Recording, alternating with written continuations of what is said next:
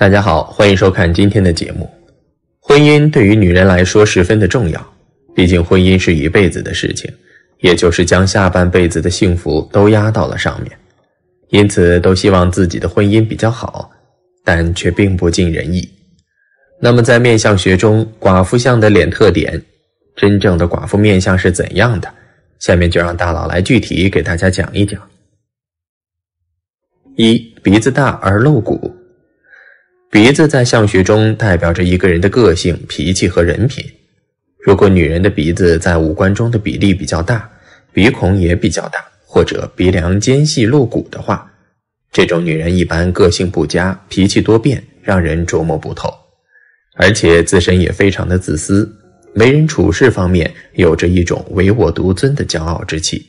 做事只顾自己，从来不会顾及他人的感受，经常看身边的人都不顺眼，特别的难相处，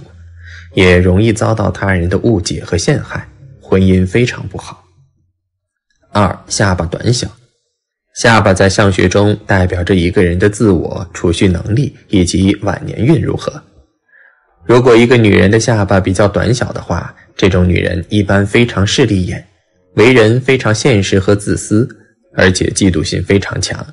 喜欢攀附权贵，处事非常情绪化，内心非常敏感，并且特别爱面子，花钱时也是大手大脚，不知道克制和节俭，蓄财能力非常差，在婚姻感情方面一点亏也吃不得，不懂得谦让和包容，处事比较极端，晚年福报比较差，容易在悔恨中度过。三、额头方宽。如果一个女人的额头比较方宽的话，这种女人一般头脑非常聪明，思路也比较清晰，为人很有主见，事事都能处理非常妥当，有着很强的自理能力，对于外界的依赖性比较低，独立性非常强。不过这种女人大多心高气傲，性格比较强势，容易对丈夫的才能和心智造成一定的压制，长此以往的话，会对男方的自信心和家庭和谐造成影响，也让男方很难长时间的忍受，容易离婚。而他们这种个性的话，一旦离婚后，其实很难再找到合适的另一半。四、脸盘宽大。若是一个女人脸盘比较宽大，再加上满脸横肉，则说明此人性格脾气暴躁，不好相处，如一个市井泼妇一般，喜欢惹是生非，与人叫骂，并且有这样面相的妇人大多薄情寡义，不孝顺，与家中公公婆婆的关系僵硬，心肠狠毒，容不得别人对她有任何挑衅放肆的行径，发起疯来六亲不认，甚至还会提刀砍人，晚年孤苦无依，一生运势极差，亦是容易离婚成寡妇的。五、法令纹早现。所谓的法令纹，就是指再有两条从鼻翼两侧向嘴角两边延伸的纹路，通常会在30岁左右开始出现。但若是女人早早就出现两条这样的纹路，则这样的人性格上会比较消极，常常是喜怒不定，性格也会比较倔强，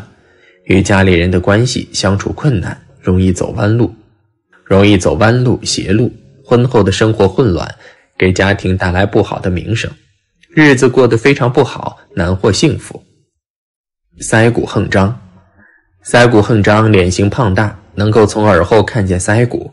则这样的女人面带破相，天生的脾气就不好，对身边的人也是大呼小叫，没有一点的教养，一点小事情不如意就闹得家里边鸡犬不宁，生活上也是处处不如意，瞧不起自己的伴侣，就算是有钱也会各种挑刺，不适合相伴终身，否则一辈子难有安宁之日。七、嘴大齿乱。在面相中，嘴巴为食禄与财禄，被称为出纳宫，而牙齿为财门。若是女人的大嘴巴，则这样女人喜欢在外边八卦，乱嚼舌根，有点风吹草动就会说得满城风雨，看不得别人比自己过得好，总是在背后使坏，加上牙齿凌乱，财气外露，有财存不住，拖累丈夫的财运，一辈受苦受累。8. 眉毛稀疏不盖棱。在面相中若眉毛稀疏，不盖眉棱骨，到时眉骨裸露在外表，则这样的眉毛在面相中被称之为白虎眉，说明此女不能一夫到头，容易二婚或是多婚。而且这样眉形的女人性格比较冷淡，六亲不认，会防夫克子，中年婚姻必定破裂。9. 双拳塌陷。颧骨代表着一个人的主见和欲望，如果女人的双拳塌陷无肉的话，这种女人一般个性非常保守内敛，为人生性多疑，不相信人，总喜欢把别人往坏处想，而且自我约束能力非常差，经不起外界的诱惑，也容易受到别人思绪和想法的影响，做事缺乏原则和底线，整个人内心比较阴暗，喜欢在背后算计他人，做事不够光明磊落，在民间也被称作典型的寡妇相，婚姻非常不顺利。10. 颧骨尖耸的女人。而提到了克夫，那最后就必须说一下颧骨尖耸的女人了，因为此人对于权力的欲望比较大，若是他在外上班工作还好，凭借着出色的工作能力，想要获得成功并不是一件困难的事情，但若窝在家中，那丈夫的日子就不好过了。此人不仅会与丈夫争夺夫权，还要打压丈夫。若是一个性格软弱的男人还好，那必定是被欺压一辈子，而若是同样强势的男人，那生活注定矛盾不断，难以幸福。11. 目光十分坚定。拥有这种面相的女性在现实生活中会将所有的精力放置在事业上，而这种女性都拥有独立、坚强、成熟、稳重的性格，所以拥有这种性格的女性在事业上就有很好的成就，但两者不可兼得，就如家庭事业不可双收一样。所以拥有这种面相的女性，事业虽然不错，但感情生活一塌糊涂，也属于寡妇命。12. 鼻子尖而又露骨。女人鼻子尖而鼻翼都非常露骨，鼻腔偏偏很大，鼻骨又有暗纹结梁、凸起、生灰质等，都是不好的鼻。有这样面相的女人自尊心强、霸道，看谁都不顺眼，也是标准典型的寡妇相。13. 三白眼。女人有三白眼是寡妇相的另一个特征，一般有此面相特征的人，黑眼珠都比较靠上，而四周眼白比较多，性格比较阴险，总是喜欢用坏招损招，性格阴晴不定，一件小事就会闹得家里鸡飞狗跳，过不了一点的安稳日子。婆媳关系紧张，家里的氛围压抑，对自己的孩子也有非常不利的影响。要想长寿，就别娶这样的女人回家，否则倒霉的只能是自己。14. 女生男相。相书上说，男生女相主富贵，女生男相多劳累。若是女人的面部特征出现出额高、眉粗、颧高、鼻大等特征，声音较粗犷，体态没有一般女子纤柔，则这样的女人阳刚之气过盛，家里处处都会打理得非常周到，比男人更能赚钱养家，日子过得不会清闲，总是嫌弃自己的丈夫，争吵多，日子不如意，一旦找到比丈夫强的人，立马就会抛弃他们，眼里不会养闲人。15. 下巴又尖又细。下巴又尖又细的女人一般都非常刻薄，她们在年轻时候太过于嚣张跋扈，不懂得生活，以至于中年变得非常奸诈，注定是无福之人。在婚姻中，她们都是怨偶，不注重和丈夫的关系，所以她们两人的婚姻关系一直非常紧张，丈夫也因为不愿意在家里，反而去外地打工。16. 眉毛杂乱的女人。眉毛杂乱的女人在生活中也是如同她的眉毛一样杂乱，而此人不仅性格不佳，在生活中经常会与他人发生争吵，所以导致了工作不顺利，难以挣到钱财，且生性懒惰，家里乱得就像猪窝一样。而丈夫看见自己的妻子无所事事，那不论是谁，估计都是难以忍受的，自然免不了因为这件事情发生争吵，有着二婚的风险，所以需要小心了。17. 头发硬乱。头发为肝气之主，若是女人的头发硬乱，则这样的女人一般表现为脾气粗暴混浊，树敌太多，喜欢在外惹是生非，而且这样的女人一点同情心都没有，与家人的关系相处紧张，无论是婆媳还是妯娌都很难相处融洽，常常与人发生争端，属于典型的败家克夫克子之相。所以与这样的女人结婚，日后的生活一定会鸡飞蛋打，一辈子不得安宁。好了，婚姻是座围城，里边的人想出来，外面的人想进去。婚姻里的男女更像守城的卫兵，守住城里想出来的人，守住城外想进来的人。男女对自己的婚恋理想祈求是从一而终，且白头偕老，但当双方的感情在长相厮守中趋于平淡乃至厌倦时，第三者往往会趁虚自己。这时他们出现的对你的婚姻威胁是不可估量的。如何透过面相识别容易成为第三者的面相？今天大佬就从相学角度告诉大家，容易成为小三的人有哪些面相特点。眼如寒露，姊妹不端。大家知道眼睛是心灵的窗户，一般来说眸如寒露是一个人用情的象征，也正因为如此，感情一来了则情不自禁，故此拥有这样眼睛的女子是很容易对男人动真情的，爱他则不管不顾，也就不在乎他是否有家室。核心的就是这类女子往往不善持身自重，与中国传统思维不容。古人认为贵气之女勿须娇媚，端庄神正者自能得良人为夫，夫妇恩爱，相依终老。若无端庄仪态，只得娇媚之貌，则难登大雅之堂，难得明媒正娶，只可享富贵而难享家庭之乐，故只能做情人或侧室，难成正配。人中弯曲，眼尾含斑。面相上，一个人的情欲通常可以从人中部位得到验证，因为人中是一个人生殖能力和器官在面相上的表现。如果一个女人人中弯弯曲曲的，说明往往具有不可抑制或者不太正常的情欲，因此拥有这类面相的女子往往不会满足于拥有一个男人，一旦老公出了远门，内心耐不住寂寞的她们会发生偷情之类的事情。而眼尾是一个人的肩门，代表夫妻宫，如果该处出现斑疤痕痣的女子，婚姻则容易出现不太正常的情况，往往容易遭遇一两位已婚男子的苦苦纠缠。故此拥有这类面相的女子，尤其是未婚女子，则要注意因为感情纠葛而丧失正当婚姻的机缘。笑眉似柳，尾中带痣。柳叶眉本来是眉中佳相，不过柳叶眉的女子拥有追逐浪漫心思，多情则容易令他们脚踏两只船，回旋于许多男人之间。这种媚相笑起来就如风中杨柳，随风招展而不端严，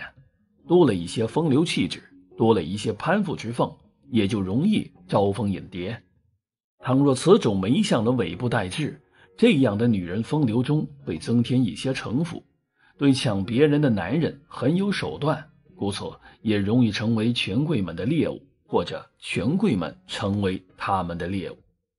眼高于耳，双拳隆起，从耳朵与眼睛位置的高低也可以判定一个女人是否容易成为第三者，而耳低于眼的女人可谓是真正的听觉动物。男人不经意间的一个承诺，随随便便的几句甜言蜜语，就足以令他们掉进爱情的圈套里，到最终自己成了别人的小三都还不知道。双拳隆起的女人性格过于尖锐，不似其他女人那般温顺，一旦她爱上一个男人，她便会一头扎进去，倾心倾力的去爱那个男人，似乎在对外界宣告她跟定这个男人了。所以你即便是对他说再多的反对的理由，包括说那个男人是有妇之夫，他也还是无动于衷。上庭不正，地阁兼保。上庭不正即额头不正，他们天生就没有为人正妻的命，婚姻上最多给男人当二奶，甚至于三奶、四奶。地格一般主晚景，地格宜丰厚，不宜消坚。地格丰厚主家运丰盛，晚年福禄绵绵。若地格坚薄，大多主一生漂泊，命途多起落，女命更难安于世，骨肉相害。地格主家，女相如此，则难做正事，宜做田房记事。鼻尖如削，横骨凸起，鼻为财帛宫，官人之财事，女命更主夫星。鼻子高隆者，旺及夫子。鼻尖削如同见吉者，难以相夫教子，更难有旺夫之理。书云：鼻小头低，不做正妻，纵有衣良，不入正房。女性鼻梁低扁，多主无主见，眼光短浅，易满足，而且情感过于丰富，容易被感情所操纵。若鼻上有横骨凸起，虽主观好胜，亦难免命硬三分，夫妻难以终老。此相亦多得应配为妾，或作偏房。瓜子脸型，地格不顾，好面相必须得地格相顾，才能成就美好姻缘，否则亦难得天喜。红鸾眷顾，缺乏家庭的温暖。瓜子脸形似芙蓉，下巴若无，多主寡情薄义，即便样貌再美，也有红颜薄命之叹，故宜做妾，成为二奶，方可避免飘零。八字小脚，无肉无骨，古人对脚很重视，上载一身，下运百体，为足之良焉，为地之体相。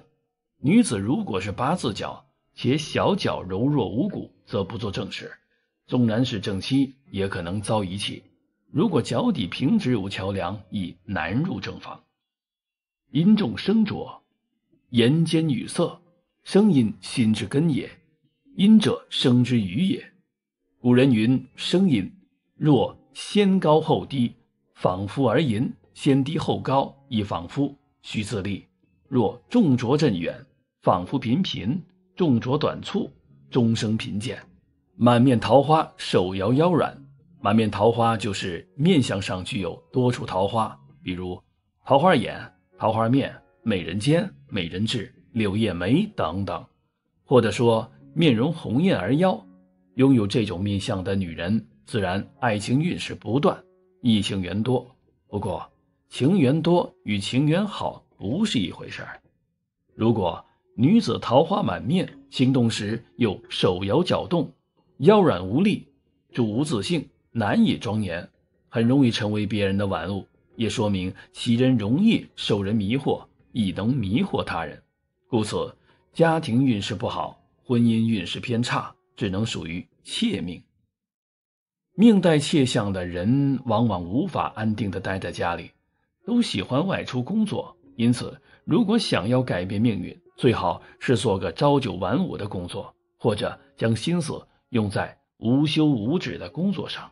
这样可以分散其注意力。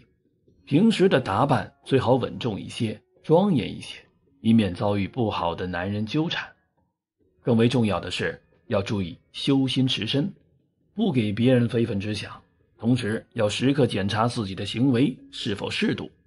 是否端严稳重。另外，相由心生，心变则相变，自然也是改变命运的着力点。好了，今天的分享。在我们的传统审美中，除了以丰腴为美的唐代，大部分时候对于女子体态的标准一般都是以体长、柔美、纤细为主，像肩若削成、腰若约束、楚腰纤细、步盈一握等等。在古人看来，女子身形修长，但纤细更具有体态美。那么在面相学中，骨架大的女人又预示着什么样的命运呢？这样的女人的性格命运好不好呢？下面一起来看看。俗话说，美人在骨不在皮，只是世人眼孔大多浅显，只见皮相未见骨相。骨相美通俗来讲，就像我们现在常说的高级美，可能乍一看五官并不是特别突出，但是整体的气质会凸显出别样的韵味美，尤其随着岁月和经历的沉淀，会显得气质风骨。